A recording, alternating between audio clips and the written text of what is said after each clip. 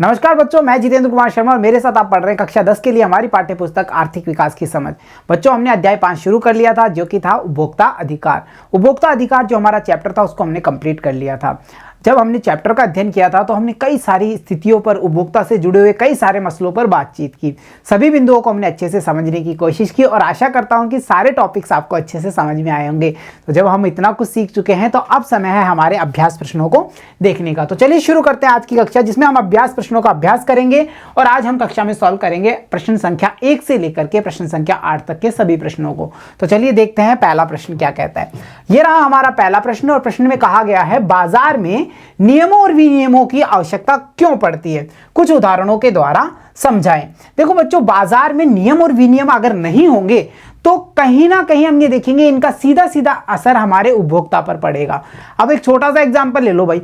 कक्षा में बैठने के कुछ कायदे होते हैं, ठीक है, स्कूल में कुछ नियम विनियम बनाए जाते हैं। अगर ऐसा नहीं होगा तो क्या वहाँ का माहौल ठीक रह सकता है? क्या वहाँ पर सभी को उचित कहीं व्यवस्थाएं मिल सकती है? नहीं ना। जो कमज़ोर होंगे, जो उस स्थिति का सामना नहीं कर पाएंगे, उनका कहीं ना कहीं शोषण होगा। तो इसी प्रकार हम बाजार की बात करेंगे तो वहाँ भी हम ये देखेंगे नियम और विनियम बनाए गए हैं। चाहे बाजार में उपभोक्ता की बात करें, चाहे हम उत्पादकों के अंदर काम करने वाले, नियोक्ता के अंदर काम करने वाले जो श्रमिक हैं उनकी बात करें, तो उन सबके लिए हम ये देखेंगे कि नियम और विनियम बनाने की आवश्यकता जरूर है। जो हमें जरूरत है इस चीज की, क्यों है तो देखते हैं इसको। देखिए, निम्नलिखित कारणों से उपभोक्ताओं और मजदूरों को शोषण से बचाने के लिए नियमों और विनियमों की आवश्यकता है। जैसे मजदूरों को उनके नियोक्ता और उत्पादकों द्वारा शोषण किया जाता है। ये कई बार हमने देखा है भाई, बिल्कुल किया जाता है। अगर हम बात कर ले पिछले चैप्टर्स की, जहां पर हमने संगठित असंगठित क्षेत्र की बात करी थी, निजी क्षेत्र की बात करी थी, तो वहां पे हमने ये देखा था कि मजदूरों का शोषण उत्पादकों द्वारा या फिर निर्यातकों द्वारा या उनको नियुक्त करने वाली जो संस्थानें हैं उनके द्वारा किया जाता है।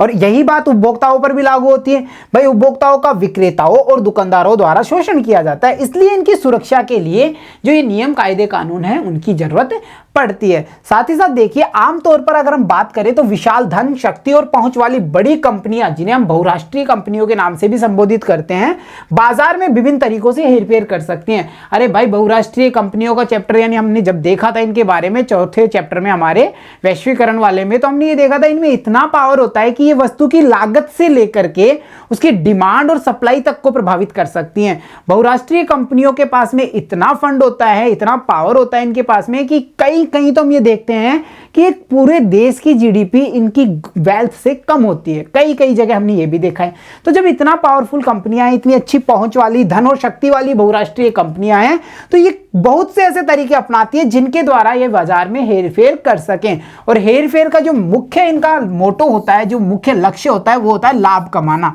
क्योंकि हमने देखा निजी क्षेत्र का हम कहें कि पर्यायवाची शब्द निजी क्षेत्र का है लाभ। भाई, निजी क्षेत्र लाभ कमाने की स्थिति में कार्य करता है। तो यहां पे हम ये देखता है कि उपभोक्ताओं को आकर्षित करने के लिए कई बार मीडिया के माध्यम से गलत सूचनाएं प्रसारित की जाती हैं। इसलिए बाजार में उपभोक्ता की सुरक्षा के लिए नियमों और विनियमों की आवश्यकता होती है। याद कर लीजिए वो एग्जाम्पल जिसकी चर्चा हमने करी थी कि एक विज्ञापन कंपनी के द्वारा एक दूध का पाउडर बनाने वाली कंपनी ने यह विज्ञापन दिया था कि हमारा दूध का पाउडर माता के दूध से अच्छा है, और कई साल लग गए थे इस विज्ञापन को हटवाने में तथा कंपनी का ये जो एडवर्टाइज था उसको रिमूव करवाने के लिए। तो हम ये समझ पा रहे हैं कि ऐसी कंपनियां हैं जो बड़े से बड़ा हेरफेर कर सकती हैं। तो इन स्थिति से उपभोक्ताओं को बचाने के लिए हमें सुरक्षा के जो नियम और विनियम हैं उनकी जरूरत पड़ती है। तो ये पॉइंट हमारा क्लियर हुआ भाई, क्यों जरूरत है? इन सब कारणों के लिए हमें नियम और विनियमों की जरूरत पड़ेगी। चलिए अगला प्रश्न देख लेते हैं। भारत में उपभोक्ता आंदोलन की शुरुआत किन कारणों से हुई? भाई देखो, आंदोलन शब्द कहीं आता है, तुम हिस्ट्री में भी पढ़ते हो, पढ़ा है ना। 1857 की क्रांति वाला ले लो, कोई भी मैटर ले लो भाई, किसान आंदोलन ले लो, सारे कहां से हो रहे हैं? जब असंतोष आ जाता है, जब सहन करने की जो शक्ति है वो खत्म हो जाती है कि भाई अब हम इससे ज्यादा बर्दाश्त नहीं कर सकते, तो जन्म होता है आंदोलन का। तो अगर भारत में उपभोक्ता आंदोलन की शुरुआत की बात हम करेंगे तो मैं देखेंगे संगठन के द्वारा इसकी शुरुआत की गई, क्योंकि उपभोक्ता खुद को बाजार में अकेला महसूस करने लग गया था। कई सारे तरीकों से उसका शोषण किया जा रहा था, जिसके कारण अर्थव्यवस्था प्रभावित हो रही थी, उसकी क्रय शक्ति प्रभावित हो रही थी। इन सभी कारणों को संगठित करके जब एक चीज ने जन्म लिया जिसे हम कहते हैं कि उपभोक्ता आंदोलन। तो चलिए इसके विकास के बारे में भी पता लगाते हैं। तो देखिए बच्चों, उपभोक्ता आंदोलन के विकास के जो कारण थे वो क्या था? विक्रेताओं द्वारा अपनाई गई अनुचित प्रथाओं ने उपभोक्ताओं में असंतोष पैदा कर दिया। भाई विक्रेता ने कोई चीज बेच दी, ठीक है, क्रेता जब उसे खरीद लेता है तो वो क्या करता है, अगर उसमें कुछ उससे लगता है कि मुझे अनुचित चीज दे दी गई तो वो शिकायत करता है, विक्रेता मना कर देता है कि भाई अब हमारी कोई जिम्मेदारी नहीं है, आपके जैसे तो आगे से यहां से लेना, नहीं तो मत लेना। ये रेस्पॉन्सिबिलिटी आ गई थी। तो हम समझ रहे हैं अनुचित प्रथाओं का प्रचलन हो गया था।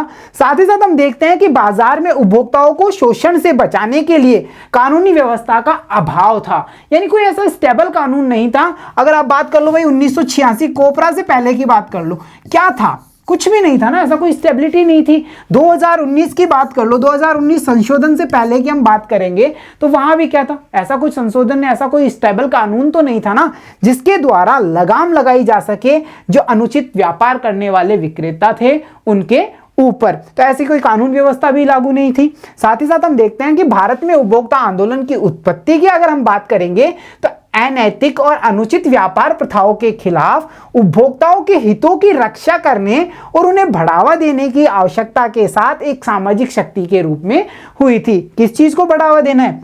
इन प्रथाओं को नहीं, उसकी जो क्रय शक्ति है उसको बढ़ावा देने की बात चल रही है यहाँ पे। बच्चों, बड़े पैमाने पर भोजन की कमी, जमाखोरी, कालाबाजारी, खाद्य तेल में मिलावटों ने वर्ष 1960 का जो दशक चल रहा, दशक की बात हम कर ले भाई, आप ये देख लीजिए 1950 से 1960 की बात कर लो, सीधा सीधा है। इस समय क्या था? व्यापार अवरोधक लगा दिया था गवर्नमेंट ने, है ना, याद आ रहा होगा।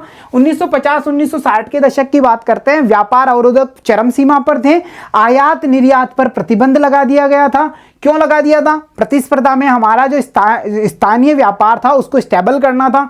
तो हम ये देखते हैं इस दशक में केवल कुछ चीजों की बात मत करना, क्योंकि आप लोगों के माइंड में आ गया होगा कि भाई पेट्रोलियम का आयात हो रहा था। बिल्कुल हो रहा था, पेट्रोलियम, या फिर हम बात करें उर्वरक, खाद वगैरह, और फिर हम बात कर लें कि जो मशीनरी थी उनके आयात को छोड़ करके सभी चीजों के आयात पर प्रतिबंध लगा दिया गया था। अवरोधक का इस्तेमाल कर लिया था 1950-60 में। तो अब इस स्थिति में क्या था कि इस स्थिति में जो जमाखोरी करने वाले थे, कालाबाजारी करने वाले थे, वो एक्टिव हो गए थे। क्यों? उन्हें ये पता था बाहर से तो कुछ आने वाला नहीं है। अब जितना यहाँ देश में हो रहा है, अगर वो कम पड़ रहा है, अगर हम उसकी कमी ला देते हैं, यानी जिसे हम हमारी इकोनॉमिकल लैंग्वेज में कहते हैं कि एक छद्मवेश की कमी, कि भाई बाजार में वो चीज है परंतु उसका स्टॉक कर लिया, तो स्टॉक करने पर उसकी कमी हो जाती है। और कमी जब हो जाती है किसी चीज की, यानी जमाखोरी जहां आ जाती है बच्चों, तो वहां उसकी कालाबाजारी यानी मूल्य से अधिक दाम पर उसको बेचना हो जाता है। यानी हम कहते हैं ना ब्लैक में, सिनेमाघर में देखा ना, जब टिकटों की मारामारी होती है फर्स्ट शो की, तो हम देखते हैं कि ब्लैक में मिलना शुरू हो जाते हैं। तो वैसा ही कुछ बाजार में भी होता है। जब जमाखोरी अपना कार्य करती है तो उसका रिजल्ट पैदा होता है, वो होता है काला बाजारी। बच्चों, खाद्य तेल में मिलावटों के दौर शुरू हो गया था 1960 के दशक में। तो फिर उस समय हमने देखा कि इतना सारा जो हम कहें कि असंगठित होकर के जो सारे उपभोक्ता मंच थे वो संगठित होकर एक काम करना शुरू कर दिया था उन्होंने। और इसी के प्रयासों से फिर हम देखेंगे कि 1991 में फिर धीरे धीरे हम देखते हैं कि वैश्वीकरण की ओर भारत भी मुख कर लेता है और कहीं ना कहीं ये काला बाजारी, इन सब चीजों से उपभोक्ताओं को मुक्ति मिलना शुरू हो जाती है। वो मैटर हमारा चौथे चैप्टर का था। ठीक है, चलिए इसके बाद में हम बात करते हैं उपभोक्ता आंदोलन के विकास की। तो देखिए, अगर 1970 के दशक तक की हम बात करें तो उपभोक्ता संगठन बड़े पैमाने पर लेख लिखने, प्रदर्शनियों के आयोजन में लगे हुए थे। उन्होंने उपभोक्ता समूह का गठन किया और उनकी संख्या लगातार बढ़ती रही है। वर्ष 1986, जैसा कि हम जानते हैं, कोपरा के अधिनियम के रूप में भारत सरकार द्वारा उठाया गया एक बहुत बड़ा कदम था जो उपभोक्ताओं के संरक्षण के लिए आगे आ गया था। तो ये हमारे देश में जो उपभोक्ता आंदोलन है उसके विकास के चरण हैं बच्चों, कि जैसे कैसे कैसे उन्होंने लेख लिखे, कैसे कैसे प्रदर्शनी का आयोजन किया, और कैसे हम ये देखते हैं इन्होंने समूहों का गठन किया, और धीरे धीरे जब इनकी संख्या में इजाफा हुआ, गवर्नमेंट प्रेशराइज हुई, भाई गवर्नमेंट पर फुल प्रेशर बना, तो फिर हमारे जो सामने निकल कर रिजल्ट आया वो था हमारा कोपरा 1986। क्लियर। चलिए चले अगले प्रश्न पे। तो अगला प्रश्न है, दो उदाहरण देकर उपभोक्ता जागरूकता की आवश्यकता या जरूरत का वर्णन करें। यानी आप कैसे कह सकते हैं कि उपभोक्ता जागरूकता की हमें जरूरत है। तो देखो बच्चों, एग्जाम्पल की अगर हम बात करेंगे तो उपभोक्ता जागरूकता की आवश्यकता तब महसूस की गई जब व्यापारियों और निर्माताओं ने अनुचित प्रथाओं में लिप्त होना शुरू कर दिया।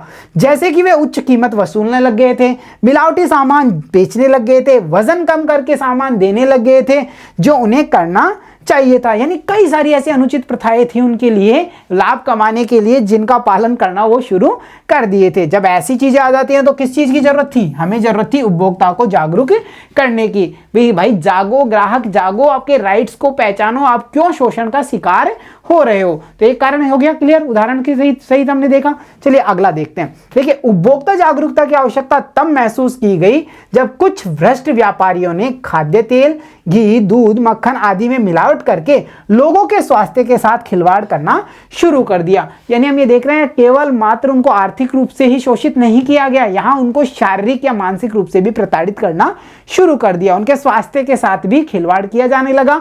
यानी हम ये कह सकते हैं उनके जो सुरक्षा का अधिकार था उसका हनन किया गया था। तो इन सब पॉइंट्स को देख करके हमारे सामने जो रिजल्ट निकल करके आया वो था उपभोक्ता जागरूकता का आवश्यकता, यानी उपभोक्ता जागरूकता की आवश्यकता हमें महसूस हुई। बच्चों अगले प्रश्न की अगर हम बात कर रहे हैं तो अगला प्रश्न है, कुछ ऐसे कारकों की चर्चा करें जिनसे उपभोक्ताओं का शोषण होता है। कई सारे कारक हैं भाई जिनसे उपभोक्ता को शोषण किया जाता है, चाहे वो मिलावटी सामान की बात कर लो आप, ठीक है, जागरूकता की कमी की बात कर लो, या हम कहें जो विभाग हैं उनकी जो कार्य करने की शक्ति है वो पूरी तरह से नहीं लागू हो पा रही, उसकी बात कर लें, नियम कायदे कानून का अच्छे से पालन नहीं हो रहा, वो पॉइंट बना ले। तो कई सारे ऐसे पॉइंट्स, ऐसे कारक हमारे सामने आएंगे। तो देखिए, उपभोक्ताओं के शोषण के लिए उत्तरदायी प्रमुख कारण निम्नलिखित हैं। जो कारक हैं इसके देखिए, जैसे निरक्षरता, जागरूकता की कमी, उपभोक्ताओं की निष्क्रियता महत्वपूर्ण कारक है। ये तो पहला पॉइंट है भाई।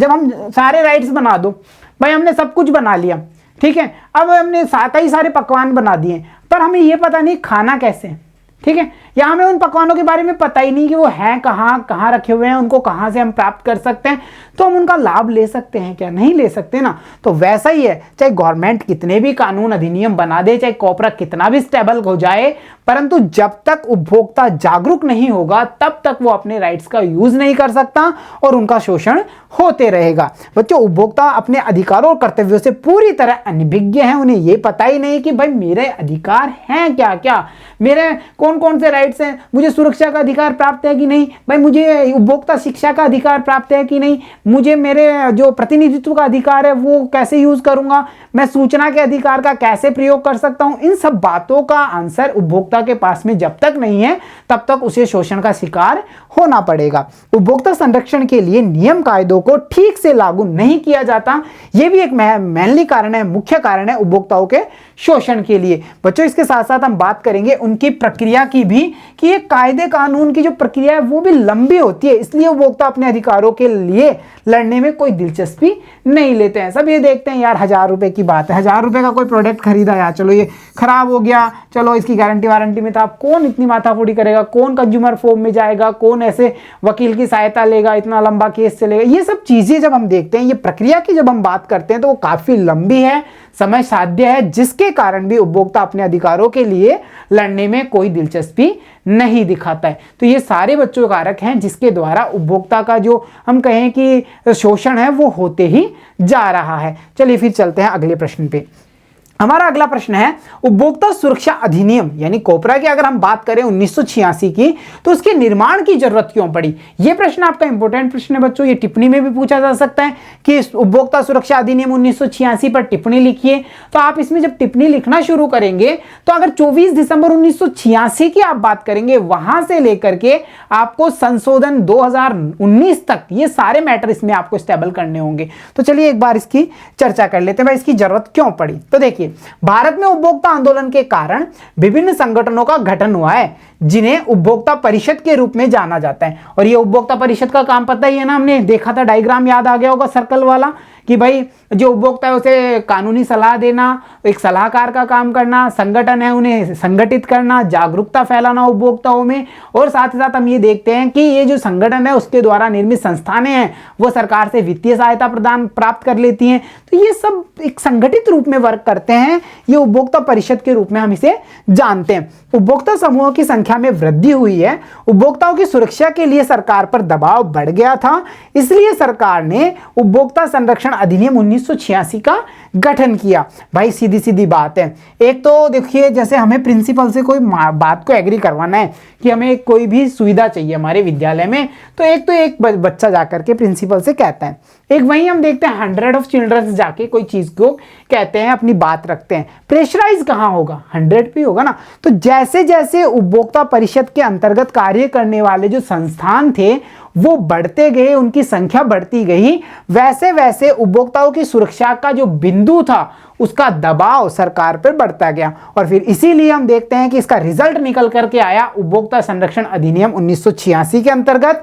सरकार ने यह अधिनियम इसलिए बनाया है कि उपभोक्ताओं के हित की रक्षा कर सके, और उत्पादकों की बात अगर करें तो उनके द्वारा जो भी कदाचार अपनाए गए हैं, जो भी बेईमानी की गई है, उसको नियंत्रित किया जा सके। तो ये वो चीज है बच्चों की जिसके कारण हम देखते हैं कि जो कोपरा है उसका गठन किया गया था। चलिए अब चले अगले प्रश्न पे। तो हमारा अगला प्रश्न है, अपने क्षेत्र के बाजार में जाने पर उपभोक्ता के रूप में अपने कुछ कर्तव्यों का वर्णन करें। तो देखो बच्चों, हम ये मान लेते हैं हम कहीं परचेजिंग करने जा रहे हैं। उपभोक्ता होता क्या है? जो उपभोग करता है वो उपभोक्ता होता है, जाना था ना हमने। और एक छोटा सा प्रश्न है आपके लिए, क्या उत्पादक भी उपभोक्ता है? बताइए, सोचिए, क्या उत्पादक भी उपभोक्ता है? बिल्कुल है। प्राथमिक सेक्टर में उत्पादक का कार्य करने वाला किसान अगर जब द्वितीयक सेक्टर से चीनी खरीदता है तो हम ये देख लेते हैं कि वो क्या बन गया, द्वितीयक सेक्टर में जाते ही वो उपभोक्ता का कार्य करता है। तो कहीं ना कहीं उत्पादक भी उपभोक्ता की भूमिका निभाते हैं। तो अगर हम एक उपभोक्ता के रूप में बाजार जा रहे हैं तो हमारे कौन कौन से कर्तव्य होंगे, कौन कौन से ऐसे बिंदु हैं जिनका हमें ध्यान रखना होगा। तो देखो बच्चों, अगर एक उपभोक्ता के रूप में मैं खुद को स्टेबल करता हूं तो मैं उत्पाद की गुणवत्ता के साथ साथ उस उत्पाद और सेवाओं की गारंटी को देखूंगा कि भाई ये कैसा उत्पाद है, इसमें क्या गुणवत्ता व वस्तुएं डाली गई हैं, और ये जो सेवाएं हैं इनकी गारंटी क्या है, इसके लिए कितने समय तक मैं इसको यूज कर सकता हूं, अगर कल को मुझे असुविधा हो तो क्या ये रिप्लेस हो सकता है, ये सब चीजें मैं देखूंगा। उसके अलावा मैं उन वस्तुओं के लिए खरीदारी बिल की मांग करूंगा। जो भी परचेजिंग मैं करूंगा उसका बिल यानी कैश मेमो मैं जरूर लूंगा। और बाद में ये प्रमाणित सामान ISI या एगमार्क आदि का खरीदूंगा। यानी अगर मैं जो भी सामान खरीद रहा हूं मेरी कोशिश ये रहे कि वो ISI, हॉलमार्क, एगमार्क इनसे संबंधित आइटम होना चाहिए, क्योंकि ये क्या है, ये प्रमाणित करते हैं कि वस्तु गुणवत्ता से युक्त है। ठीक है, ज्वेलरी वाला एग्जांपल हमने देख लिया था। साथ ही साथ वास्तविक शिकायतों के खिलाफ शिकायत करने के लिए एक उपभोक्ता के रूप में मैं अपने अधिकारों को जानूंगा और उनका अवश्य प्रयोग करूंगा। वास्तविक शिकायत कैसी? ऐसा नहीं है कि भाई देखो, जैसे हमने कोई वस्तु परचेज कर ली, 1 ईयर वारंटी में वस्तु थी, कितना थी, 1 ईयर वारंटी में, हम शॉपकीपर के पास में जा रहे हैं 1 ईयर एंड 2 मंथ्स के आफ्टर कि भाई लो भाई ये खराब हो गई, चेंज करो। तो ये वास्तविक शिकायत नहीं है। वास्तविक शिकायत वो है जिसमें वास्तविक रूप से आपका शोषण किया गया है और उसके खिलाफ आप शिकायत कर सकते हैं। तो एक उपभोक्ता के रूप में मैं वास्तविक शिकायतों के खिलाफ शिकायत करने के लिए एक उपभोक्ता के रूप में हमेशा सजग रहूंगा। तो ये जो बिंदु थे, कर्तव्य बिंदु, वो एक उपभोक्ता के रूप में मैं खुद महसूस करता हूं। तो चलिए अब चलते हैं अगले प्रश्न पे। अगला प्रश्न है, मान लीजिए आप शहद की एक बोतल और बिस्किट का पैकेट खरीदते हैं। खरीदते समय आप कौन सा लोगो या शब्द चिन्ह देखेंगे और क्यों? देखो, अगर लोगो शब्द चिन्ह की हम बात करते हैं बच्चों, तो चाहे ISI मार्क का कर लो, चाहे हम बात करें फूड सेफ्टी लाइसेंस मार्क की बात करें, चाहे हम बात करें हमारे हॉलग्राम की, चाहे हम बात करें एग मार्क की, तो ये जितने भी चिन्ह लोगो हैं वो क्या इंडिकेट करते हैं? ये इंडिकेशन देते हैं वस्तु की गुणवत्ता की, कि भाई जो वस्तु आपने परचेज की है वो एगमार्क थिंक है, तो मतलब वो क्या है, वो एक अच्छी क्वालिटी की बनी हुई है, उसमें जो इंग्रेडिएंट्स हैं वो सारे अच्छी क्वालिटी के यूज किए गए हैं। तो ये चीजें हम समझ पा रहे हैं कौन से लोगो देखेंगे, इन सारे लोगों में से बात करेंगे हम। पर यहाँ पे बच्चों हम ये देख पा रहे हैं जो वस्तुएं हम खरीद रहे हैं वो है शहद की एक बोतल और बिस्किट का पैकेट, ज्वेलरी नहीं है ना, ये सब चीजें। तो हमें ये निर्धारित करना होगा भाई ये वस्तुएं कौन से हॉलमार्क या एगमार्क के अंतर्गत हम परचेज कर सकते हैं। तो देखिए, यदि मैं शहद की एक बोतल और बिस्किट का एक पैकेट खरीदता हूं तो मैं ISI मार्क या एगमार्क लोगों को देखूंगा, क्योंकि हॉलमार्क कहाँ मिलता है हमें, 916 कैरेट, 916 वाला याद है ना, 22 कैरेट गोल्ड वाला एग्जाम्पल हमने देखा था, तो वो हॉलमार्क के अंतर्गत आता है। मैं ये सुनिश्चित करने के लिए करूंगा कि मैं जो शहद और बिस्किट खरीदने जा रहा हूं वह अच्छी गुणवत्ता का हो और मेरे परिवार के अन्य सदस्यों के उपयोग के लिए भी यह उपयुक्त हो। तो ये मेजर थिंग है जो मैं शहद की बोतल और जो बिस्किट का पैकेट है वो खरीदने जाऊंगा, यानी कोई भी खाद्य सामग्री मैं खरीदने जा रहा हूं तो मैं उस पर ISI मार्क या फिर एगमार्क का लोगो अवश्य देखूंगा, साथ ही साथ उसकी गुणवत्ता और स्वास्थ्य पर उसके क्या प्रभाव हैं उन सब पॉइंटों को मैं जरूर से नोटिस करूंगा वहां पे। ठीक है, चलिए इसके साथ अब चर्चा कर लेते हैं हमारे आज के अंतिम प्रश्न पे। और हमारा आज का अंतिम प्रश्न है, भारत में उपभोक्ताओं को समर्थ बनाने के लिए सरकार द्वारा किन कानूनी मानदंडों को लागू करना चाहिए। देखो, उपभोक्ता आंदोलन कितना भी कर लो, कितने भी अधिनियम आप बना लीजिए, परंतु जब तक इन्हें मतलब कहें हम फोर्सली लागू नहीं किया जाएगा, इन्हें पूर्ण पावर के साथ लागू नहीं किया जाएगा, इनका ऑब्जर्वेशन ढंग से नहीं किया जाएगा, तब तक हम कहेंगे ये सब बेकार है। तो इनके जो मानदंड है, कानूनी मानदंड है, उन पर एक नजर डालते हैं। देखो बच्चों, भारत सरकार ने 3 रणनीतियों को अपनाया था, वो थी विधायी, प्रशासनिक और तकनीकी। अगर हम विधायी उपायों में बात करें तो इसमें उपभोक्ता संरक्षण अधिनियम शामिल है। जब हम भारत सरकार की वर्किंग की बात करते हैं तो वहां हम देखते हैं विधायी, प्रशासनिक और टेक्निकल जो थिंग्स हैं, टेक्निकल जो रणनीतियां हैं, उन पर वो वर्क करते हैं। अब जब विधायी उपायों में एक उपाय है वो उपभोक्ता संरक्षण अधिनियम के अंतर्गत आता है, यानी हम ये कहते हैं कि उपभोक्ता संरक्षण अधिनियम हमारा विधायी उपायों में है। भारत सरकार की अगर हम बात कर रहे हैं तो सरकार ने कुछ आवश्यक चीजों की कीमतों और गुणवत्ताओं को नियंत्रित करने के लिए एक प्रशासनिक उपाय के रूप में विभाग की स्थापना की, ताकि हम बात कर सके जो अनुप्रमाण पत्र देता है या फिर हम कहें जो सर्टिफाइड करता है थिंग्स को, उस डिपार्टमेंट की बात हम यहाँ कर रहे हैं, PDS की बात कर रहे हैं। ठीक है, अगर PDS की बात करें तो PDS एक ऐसा प्रशासनिक उपाय है जो वस्तुओं की कीमतों और गुणवत्ता को निर्धारित करता है। जैसे बात कर लो सीमेंट्स की, तो भाई उनको सर्टिफिकेट लेना ही पड़ेगा, अनुप्रमाण पत्र लेना पड़ेगा।